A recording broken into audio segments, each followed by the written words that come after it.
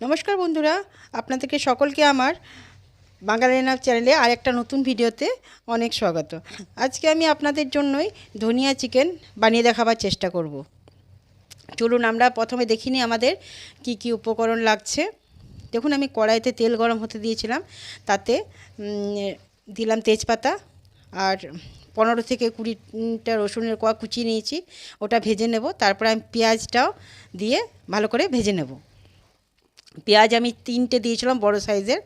আর আমি চিকেনটাকে খুব ভালো করে ধুয়ে নিয়েছিলাম, তাতে একটু জল ছিল না। আর দইটাকেও পুরো ছেঁকে নিয়েছিলাম যাতে জল না থাকে। দইটাতে আমি ধনে পাউডার দিয়েছিলাম, রসুনের পাউডার দিয়েছিলাম, ব্ল্যাক পেপার দিয়েছিলাম, নুন দিয়ে আমি 1 ঘন্টা পুরো ম্যারিনেট করে রেখেছিলাম।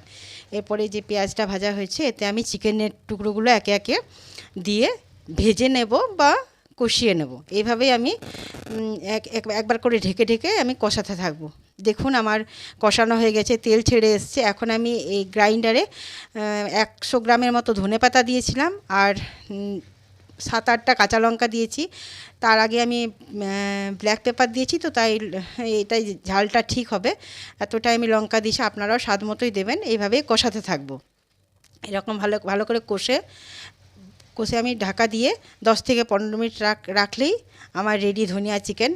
একটু দেখুন কালারটা চেঞ্জ হয়ে গেছে, এটা এরকম হয়, ভালো করে ফুটে গেলে কালারটা একটু চেঞ্জ হয়ে যায়, কিন্তু খেতে অপূর্ব স্বাদ হয়।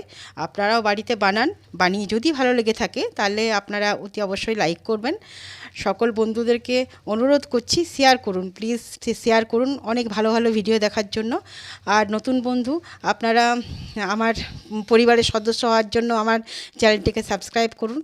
অনেক ধন্যবাদ আপনাদেরকে সকলকে আমার চ্যানেলটিকে অতক্ষণ ধৈর্য সহকারে দেখার জন্য।